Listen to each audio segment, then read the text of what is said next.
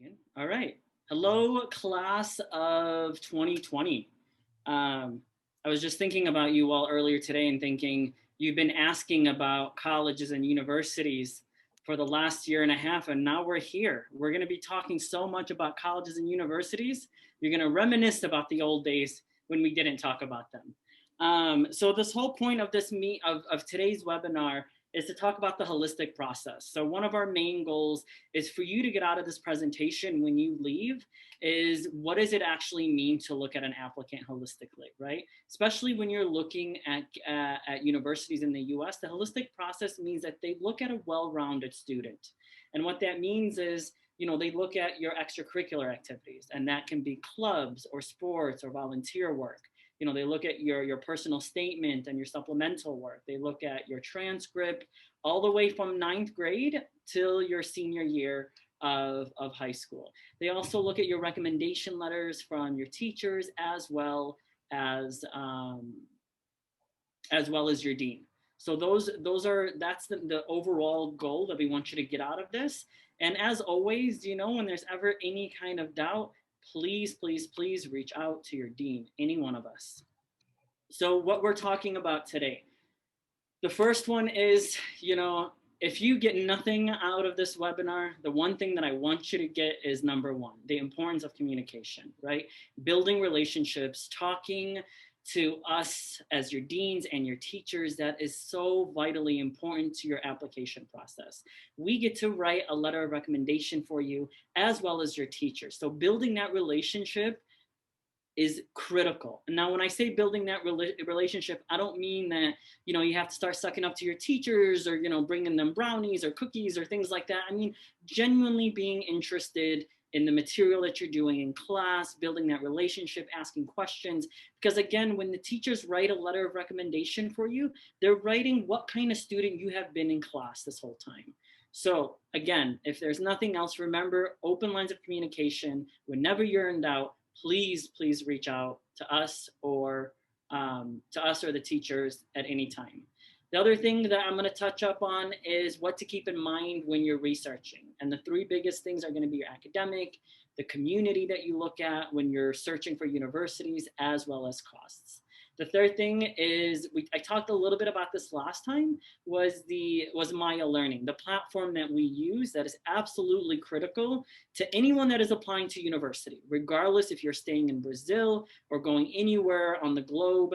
Maya Learning is going to be our go-to. So all of us will be using Maya Learning probably on every other day, if not daily basis. And then the last thing, testing. What does testing look like?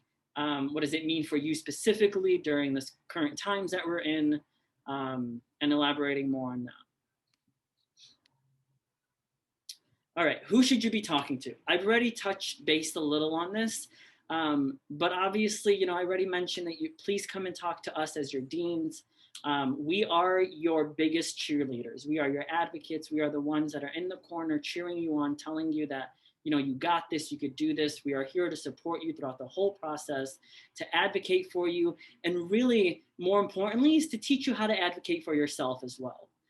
Your parents are vital in this process. Without them, we can't do this process at all. So they are, like we said, they're the ones, Ms. Guzman mentioned it best. If we're all in a car and you're driving, they have the credit card. And without the credit card, we can't go anywhere. So please, please make it a point to have those open lines of communication. I mentioned last time, I agree that you shouldn't be talking about it all the time. But I think the consensus was once a week during dinner, they have all the right to ask every single question, and you need to give them a solid answer, not just an okay or aha or a shrug, but once a week for an hour during dinner, they're allowed to ask you all the questions. And then the third thing is for who you should be talking to are potential schools and programs, right?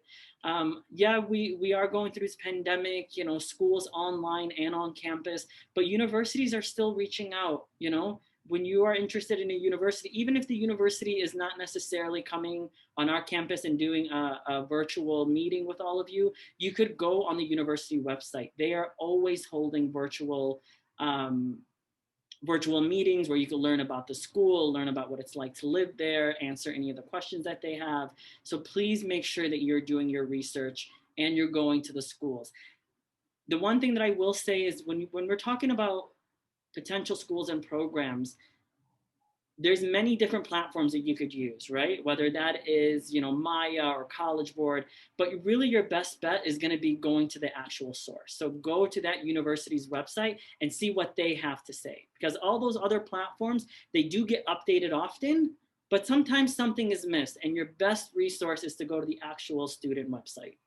And again, if I may, please. the other one to really take advantage of are the school visits, right? We have a lot of colleges and universities, Yeah. and we have even some here in Brazil, right, who are coming to speak specifically to you. This is your moment to ask questions. These are people who have already expressed an interest in us as a school and in you as students.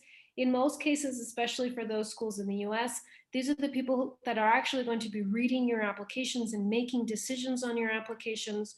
So really coming to the visits, attending the visits and asking questions there is going to really help you along in this process. Yeah. So with that, our administrative assistant, Miss Veronica P, she sends out a weekly email about the schools that are coming and they're visiting. Please, if that is a school of interest, make sure that you sign up and you go and see what they have. A lot of schools now, you hear this a lot now, it's called demonstrated interest. They look at whether or not, if have you been on our campus? And obviously at this current time, no one's going to be going to anyone's campuses. But if they're coming to your school, are you going? Are you signing up? Are you going to have a conversation? They look at all of these things as they look at your application as a whole. So just remember demonstrated interest when you see a school that is of actual interest to you, to take advantage of that.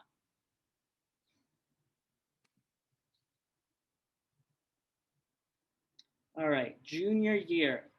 Grades are important. Absolutely. I mean, if I'm going to be completely honest, grades are important starting with grade 9, right? There is sometimes this notion that students think that, grades 9 and 10 are not as important as junior and senior year, but they do look at your full transcript. And even if you weren't here in grades 9 or 10, we have your transcripts from your previous school, and we will be sending that to your universities as well.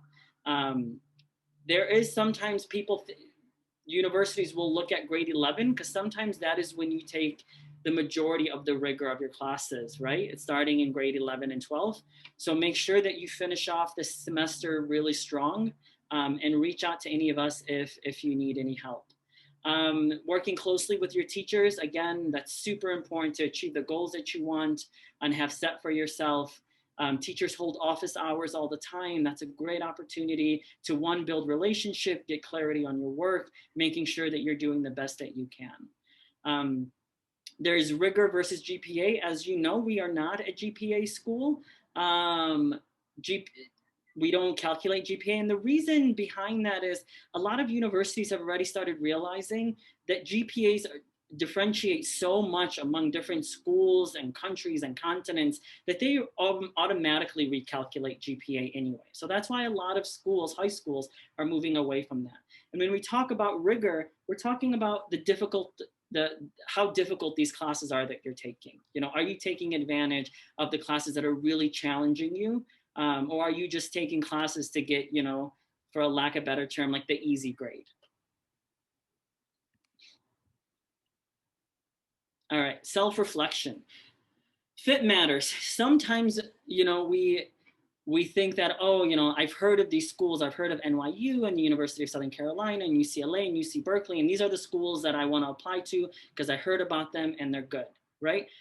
That doesn't necessarily mean that these schools are a good fit for you, right? That doesn't necessarily mean that you're going to be successful and happy there. So we need to look beyond just the brand, the name brand, and the fact that it's just a good school, that's why I'm applying to it. But really, what is the school offering that really connects with you and you feel like is a good match for you?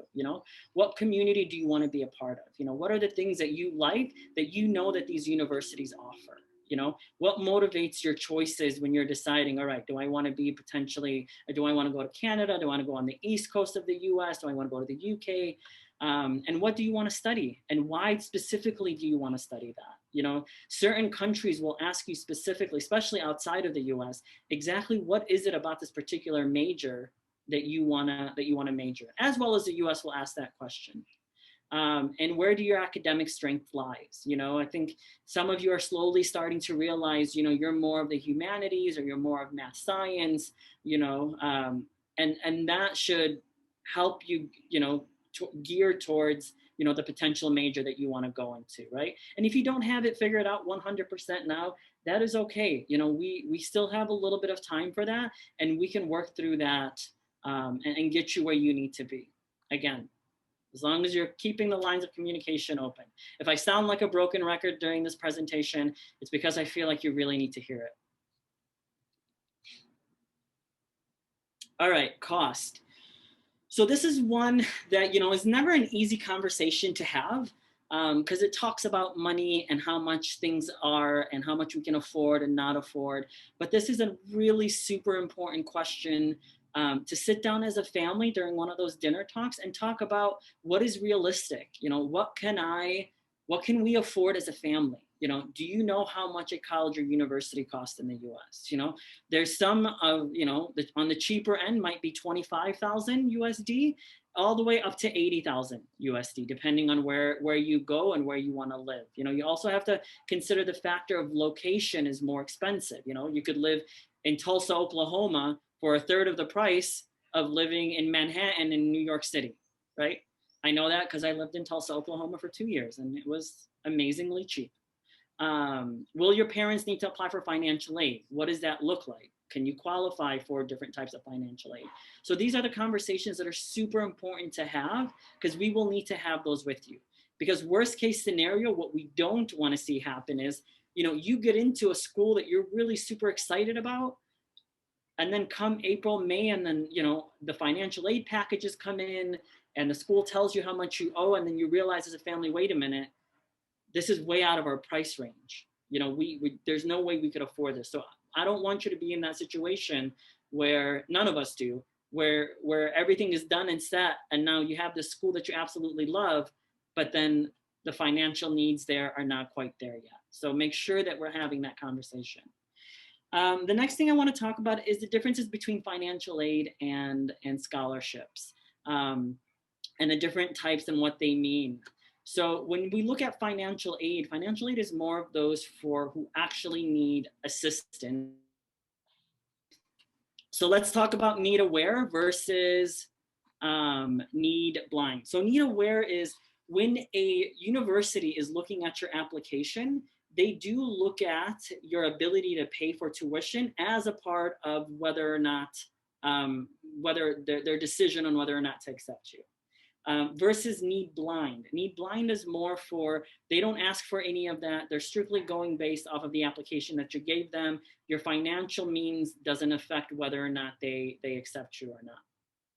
But the next thing to go even further is, you know, talking about demonstrated need, right? When we talk about demonstrated need is, you know, when we ask families how much you could afford, it's not so much a, you know, what do you think you could afford? These universities are gonna want, you know, bank statements. They're gonna want to know what your liquid and fixed ability to pay your, you know, whether you have houses or investments or index funds. They're gonna want to know all of that to properly assess how much you can, you can pay. That is the basic need of demonstrated need, right? They want to know exactly how much you could afford, and they're not just going to go by off of what you tell them. They're going to want proof of that as well. And then when we're looking at universities, you know, when you're applying, meets full need means that that university, based off of what you've told them and what you proved to them you could afford, meets full needs talks about they will, if they accept you, they will meet whatever the need is that you need, right? So let's just say you apply to a school, you realize that you need $20,000 a year, that school will meet that full need, right? Opposed to based off of them accepting you. Opposed to gaping, I always say, I have a hard time saying that word. That one talks about they will still accept you even if they can't necessarily pay for whatever it is that you need, right? The financial part of it. So again, they'll still accept you, your family needs 20,000, they might only be able to offer you 10,000. So there's still a little bit of a gap for you to be able to figure out the difference and how we're going to get that. And as you have questions to that, please post them in the chat. And I think that is my end. And if I could just leave you with one little nugget, please don't ever hesitate to reach out to any one of us as you have questions. Okay, thank you, Mr. Dowd. Okay, finding answers and asking questions, I should say. So Maya Learning has great resources, and we should all be using Maya because it gives a good overview on things. So it's really the time to play around with it and get comfortable with it. And I would like to just go through it with you very quickly. I know Mr. Dowd already did it last semester, but just as a quick reminder, since we're kicking off college process and we need to really get you on board with it. So as you use your Avenues email, you can log in. This is usually what your dashboard will look like. And as you scroll, it just has lots of activities and tasks for you to complete. You can do as many of them as you want. There is no limit. Really get involved in it. It's just a couple of links that I want to go through with you. One of them is character. And if you click on all assessments, it will give you all sorts of things that you can do. This one is interest profiler. You can click take assessment and it will take you to the page and you can start.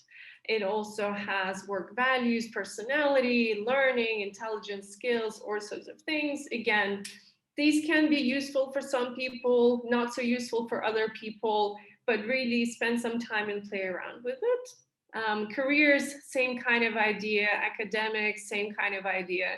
Universities, you can start searching for colleges and universities through university search bar. But once you start your search and you can hit on university, it will give you a really cool thing that we love, and that's called a university fact sheet. So whatever school you click on, you can favorite here. You can add it to your list. It just gives you lots of hands-on information, just kind of where it is, campus community breakdown, female by male, white, Asian, international students, campus organizations and clubs. Again, it doesn't really go into what they actually are, but you can see film, there's philosophy, there is real estate management for some reason. You can find more information on the actual school website, but it just gives you an overview of what they have. Admissions, costs, degrees and majors that we have, and we'll be focusing on here. So bachelor's degrees, varsity sports if that's important to you, and support. So if you know that counseling services is something that you will need, make sure that university that you're going to you will have access to those. Another tab that I want you to have a look at is events, which Mr. Dowd already talked about, but this section gets updated regularly by Ms. P, and it just gives you an idea of events and universities and colleges coming to visit Avenues. And look, there's a student world fair happening as we speak, just now. Okay, so this is Maya. Please spend some time playing around with it. Again, there's another webinar that happened last semester, just a quick reminder of things that it has for you. So it's a great resource for, again, all of these things. You should definitely at least click on some of them and at least fill out like an interest profiler, but also it will give you a lot of answers. So now, what questions should you be asking? What you should be thinking about when you're doing your college research? Some things to keep in mind in terms of academics. Even if you like the college or university, as Mr. Dowd said, you've heard of NYU, you like the sound of it, please check what programs they actually offer. And if you already know what you want to major in, does that college offer the major that you want to do? Does it align with your college plans? Even if different colleges offers the same major, have a look on the program website itself, because chemistry in one university can look very different in another. Do they have things called core curriculum, or can you make and build your own curriculum? These things you need to keep in mind. The whole point of these information sessions that we're giving you is more to make you think about what you actually want and do your work and do research. You need to make sure that the college can offer what you actually want from your university experience. Other things to think about: double major, or what you can minor in. Is that something you're interested in? Is that something you want to do or try out? Do the colleges even offer those options? What programs do they have, once again? There are some things called sandwich courses. There are some things called courses with work placement year, combination of courses where you can enroll into like a bachelor's and a master's degree from the start. All of these things can be available to you. You just need to start searching and doing your job. You know, it's not just like, oh, I like the sound of this school, I heard of NYU, I'm going to apply. No, you need to really think about what that means, and you need to do some work on your part as well. So while you don't have to obviously make all of those decisions now, it's still worth having a look and making sure that you have the options available to you. So the things that you're interested in, you can do. Social part, obviously extracurricular activities. As I showed you on Maya just like a second ago, it has a quick rundown of clubs and societies and sports on there. So it's worth just having a quick look from the fact sheet, but also go online on the school website and have a look what that actually means. So what does philosophy club look like? What do they actually do there? They will have more information on the college website.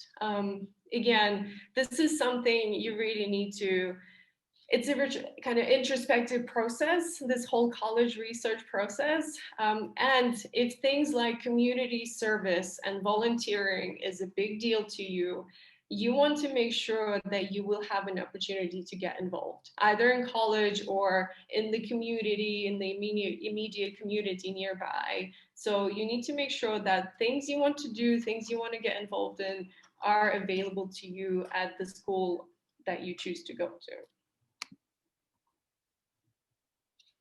Okay, some other questions to ask, just complementing what both Mr. Dowd and Ms. Cooper already said, is what kind of lifestyle you want to have. When you choose a college, where is this community coming from? Is there international community in this school, or is it more for Americans? How is it? Where are the students and coming from? What they build this, how do they build this community? Do they live on campus? Is there a housing on campus? Is there a campus? Like some students choosing some colleges in Europe, normally many of them don't have a campus like the way we normally see in the US, places to live. So you will have to add to the cost as well, the living cost, and think about it, how it's going to be. How is the food? How are the dorms? We, the four of us, had the opportunity to visit many colleges already, and we saw any kind of dorms that you can imagine. And there are dorms and dorms. Like some of them, I could live there easily. Some of them, maybe at my age, I don't do that anymore. But being at your ages is a little bit different. One part interesting here, if you look for, normally students are looking for rankings and seeing what is the best college or not. There are rankings even for food, even for dorms. You can check this online and you will find things that are interesting for you, and you will see how they are. And the other thing in lifestyle is easy to access to other stuff off campus. Oops, take one back. if you're living in a city, what that means, if you're living in a small city, if you're living far away, or what are the things that are important for you. So these are some questions that you should be asking yourself, and deans will be asking you, like when you're creating this college list that you're applying to. So what are the requirements for admission? What does each university require? Is there any specific testing? We know this since pandemic started, and we mentioned this at the kickoff webinar. Many schools moved to test optional, not because of the pandemic, but this is a way, also something that has been happening, but also for many students, many universities are already informing us they will continue test optional for the next graduation class. Or TOEFL, IELTS, Duolingo, these are English tests, proficient tests. Since you guys are international students, please check on each college if they are requiring or not.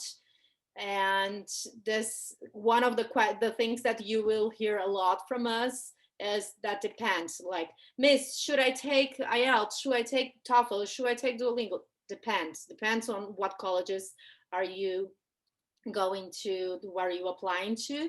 So this is important for us to balance and to see what are the requirements. Here you will have access to this presentation, so you will have this link to show all test optional colleges.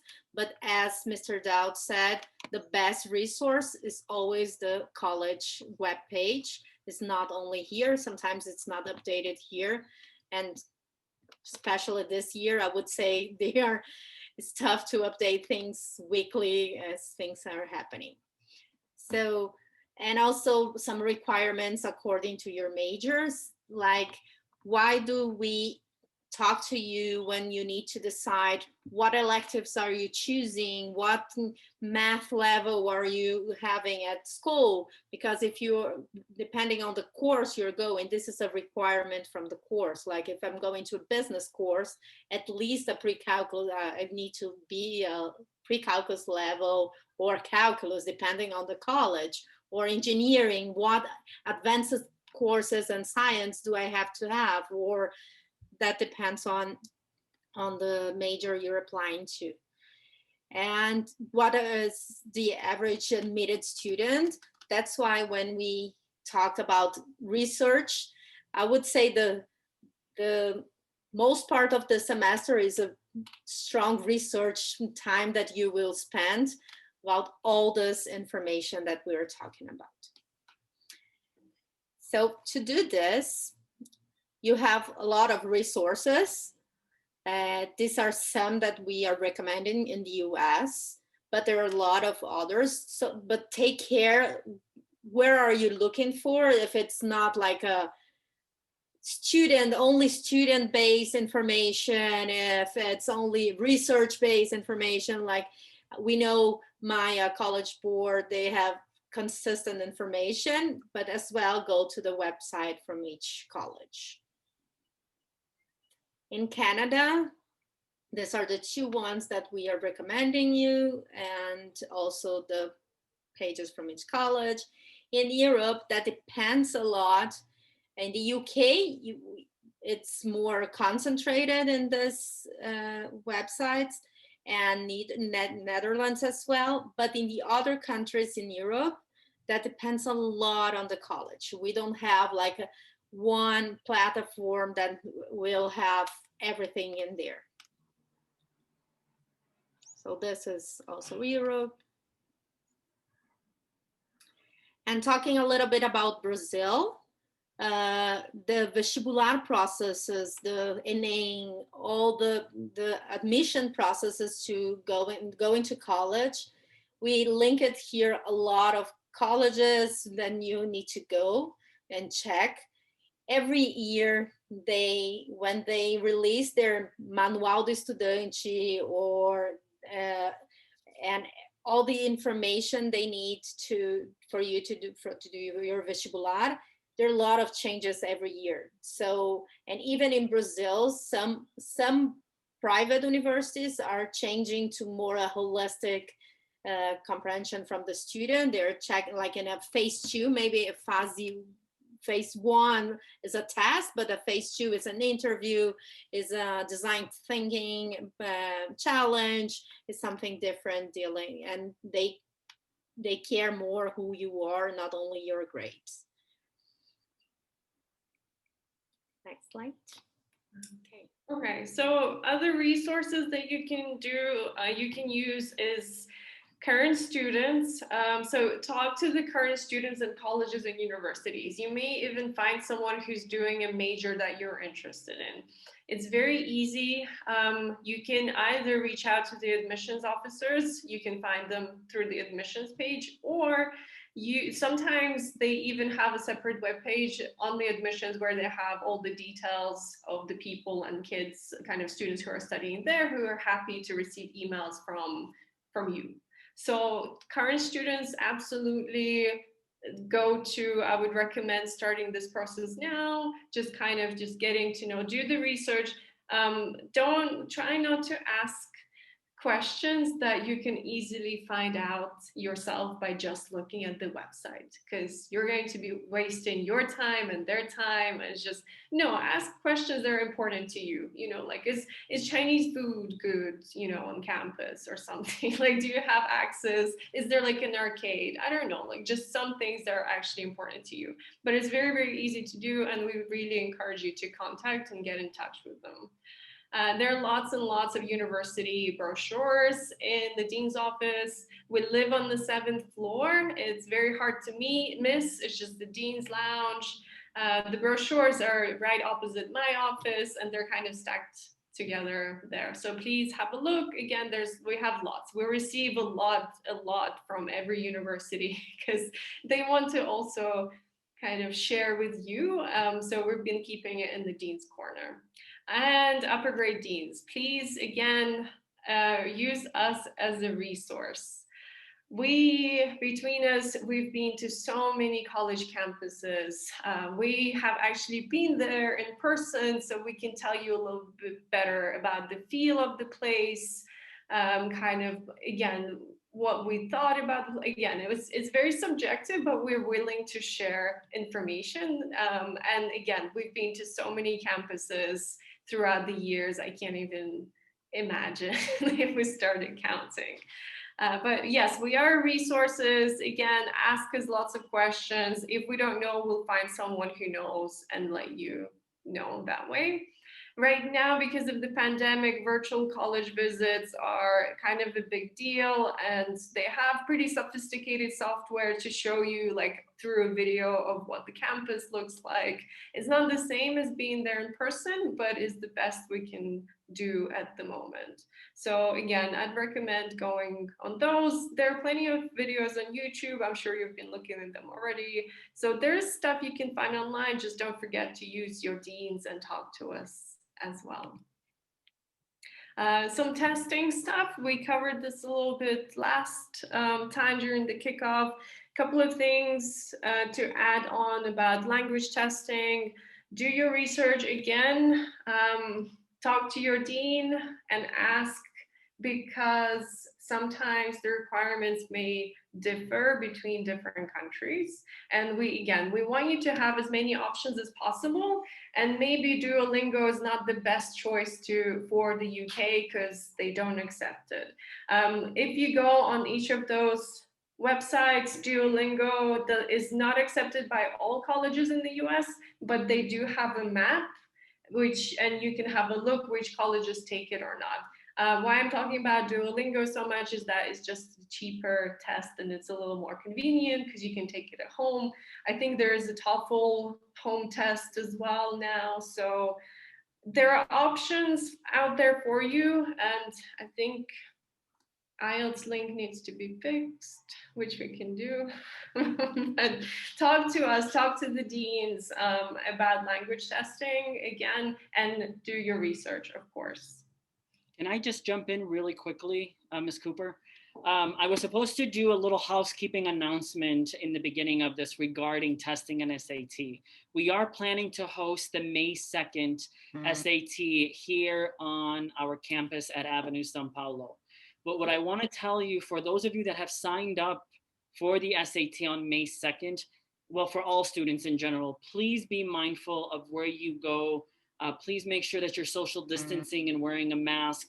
Because if for whatever reason you end up testing positive 2 weeks within the test date, 2 weeks before the test date, there is a possibility that you will not be allowed to take the test on campus. So just please be mindful and just take all the precautions that we're constantly hammering in every week about, testing and social distancing and double masking. Because if that should happen, there is a possibility that we will not allow you to sit for the test if you're still quarantining during those 2 weeks prior to the May 2nd exam. So keep that in mind. If you have further questions about that specifically, reach out to one of us. Thank you, Ms. Cooper. Just one thing, you said May 2nd, but it's May 8th, isn't it?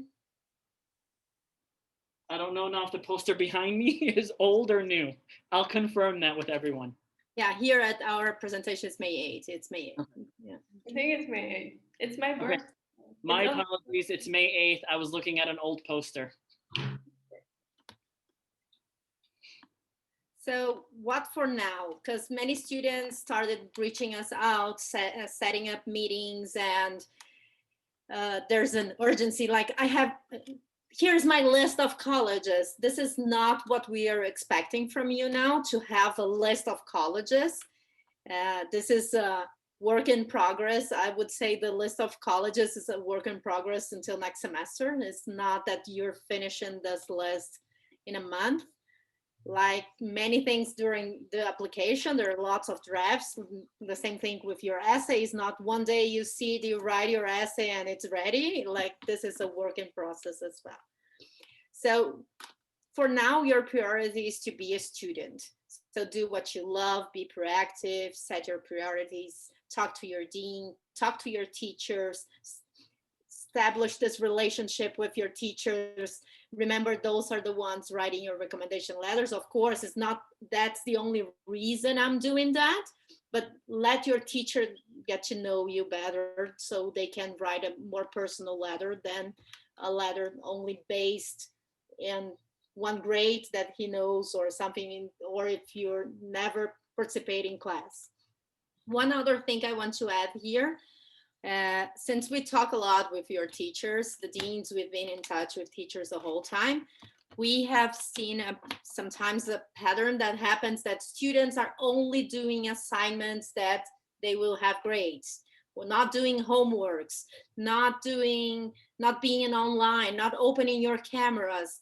All this is important. So if you're a student that's not delivering any homework because it doesn't count a grade, and only doing the task because it counts a grade, your reputation with this teacher and with your teachers is really, really bad, because this is how they see you. You're doing just the minimum. So this is something we've been talking with teachers and hearing from teachers since we are online, students doing the minimum and being strategically thinking about what to deliver in the work. So this is our big advice here. You don't need to select or choose what to do. You have to do everything. So this is part. Ms. Dyer, if I may, we're not trying to scare you into saying that your teachers are going to write bad letters of recommendation, but a good admissions officer knows the difference between a boilerplate letter, which says, this student does very well on graded assignments. Teachers are clever, right? They're not going to sit there and write a bad assignment saying, so-and-so never turned in the homework, because we wouldn't allow them to submit that letter, right? We're not going to, we will never submit a letter that is not actually recommending a student. But there's only so far a teacher can go if you have not actually played your part. So what we're saying is, if you want your letters to truly shine, to really add to your applications, then that starts now. You need to make sure you're building those relationships with your teachers. And that means showing them that you're taking their class seriously by showing up to class, by turning on your cameras, by doing the homework, by doing the formative assignments, by answering the questions. Those are the strong letters, because those are the teachers that have seen you really commit to everything that is in their classes, and they can then speak to that in a letter. But please do not think that we would ever allow a teacher to submit a letter that is not actually recommending you. Mhm. So next one. So to start this process, you need to define what do you want to accomplish this semester. So as we said, there are some students saying, I want to go to this or this college because of the names. They don't know the colleges, they're only based on the name of the college. But if you want to go to a top tier college, what do you want to accomplish this semester, and what do you need to accomplish to go to that college that you're thinking about? Or what is your own definition of success? I would say something here that I'm sure Ms. Cooper, Mr. Dowd, and Ms. Guzman will agree with me.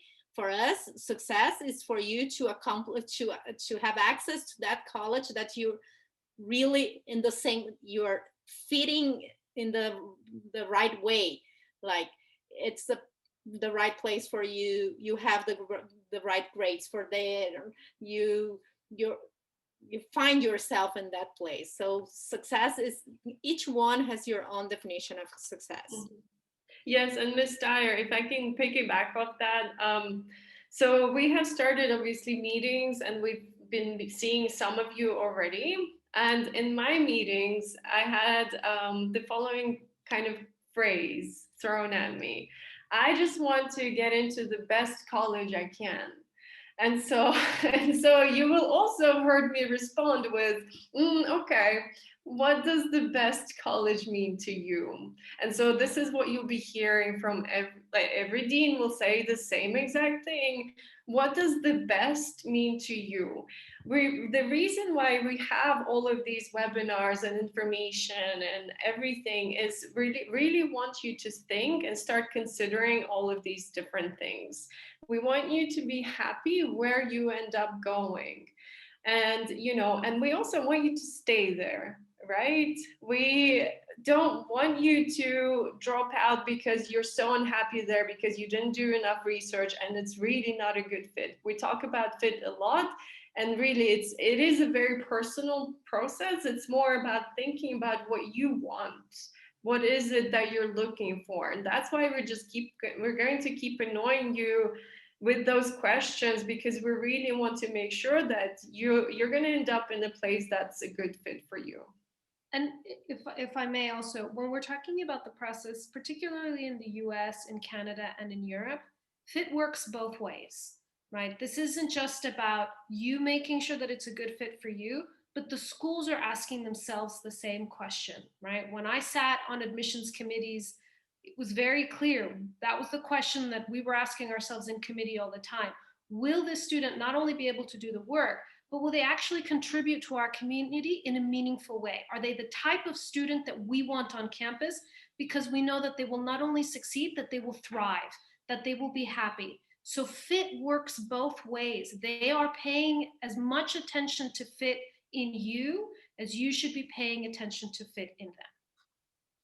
Yeah, they will choose you. It's not only you choosing the college you're going. Different from Brazil process. Like if I want to study at GV, I will study as much as I can to do the vestibular and get into GV. So it's different when you were talking abroad. And please get ready to tell your stories, because this is something you will do and talking to us. And when you start drafting your essays, please remember everything about yourselves and tell your stories.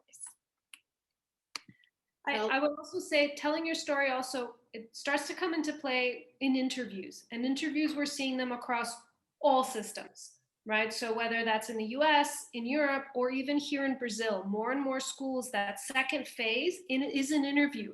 And part of that is you being comfortable in telling your story, being able to speak about yourself, being able to speak about your interests. So when we assign the student profiles, that's what the student profiles are meant to get you to start thinking about.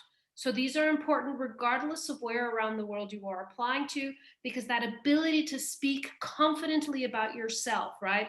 Not feeling like you're bragging. We're all really good at highlighting our weaknesses. We're not as good always about talking about our strengths because we've been taught that that's bragging and bragging is bad, right? No, we're not asking you to brag, but we are asking you to honestly recognize the things that you do well, because we're trying to convince schools to admit you. We need to give them the reasons, and the person that's actually giving them the reasons is you. Yeah. And something else I hear, it's not telling the story other people want to hear. We want to hear your story. We don't want for you to create a story to feed in what someone else wants to hear. So next steps, you will receive an email. All students will receive an email linking the student profile part 1. We ask you to open this document, make a copy. In the title, please put your name, like Sabrina Steyer, class of 22, student profile part 1. At the same moment you create it, please already share it with your dean and fill it up.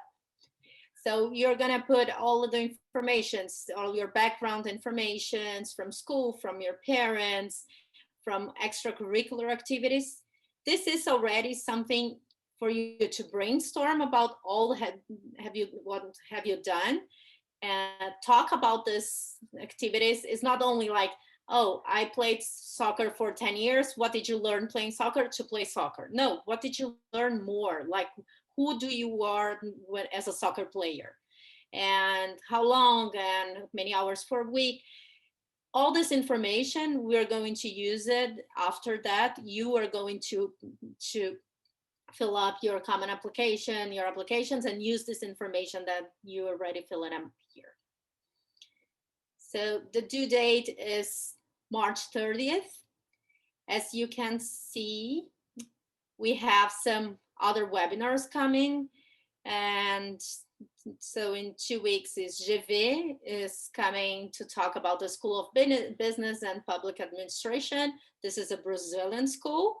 They also have a course in English. So if any other student is interested in hearing more about GV courses and their international partnerships for a dual program or something like this, this might be interesting to hear. We're going to talk in March about the different systems and requirements, the different applications abroad. So Yasmin, as you asked, like, this is something really only for who's going abroad. We are waiting for a confirmation from INSPER to be confirmed. Einstein coming to talk to us. I read the question about the partnership with Einstein. The partnership is not a partnership to put students in college, but they are checking the way Avenues is teaching, our teaching methodology, and they are asking to learn more from Avenues methodology. So this is a way they are seeing the way we are doing, they want to introduce this as well into their colleges. Majors and career goals. Poliedro is talking about the name Vestibulares. This is only for Brazil, who wants to stay in Brazil. In April, we're going to talk about the college list and letters of recommendation. We're going to share with you how to ask a teacher a recommendation letter. It's not only go through the hallways like, do you write a recommendation letter for me? It's not like that. This is there's a formal way to do it. And also we'll talk a little bit about your summer plans. We asked for the student profile part 1 for March 30th, because right after we're gonna ask on April, when we talk about majors and career goals, we're gonna share the student profile part 2 that you need to fill up as well and share with your dean. I think that's it. Do we have any other questions? Please post on the Q&A. Yeah, Ms. Guzman just reminded me something very important. Some schools, some colleges also ask the students to build a CV, resume. And if you have all this information already in there in the profile, it's easier for you also to create this document. So you will receive next week this presentation and the link to the recording. And we hope that we helped you to now. And please remember, set up meetings with your deans and for us to continue the process. Thank you, everybody. Thank you. Everyone.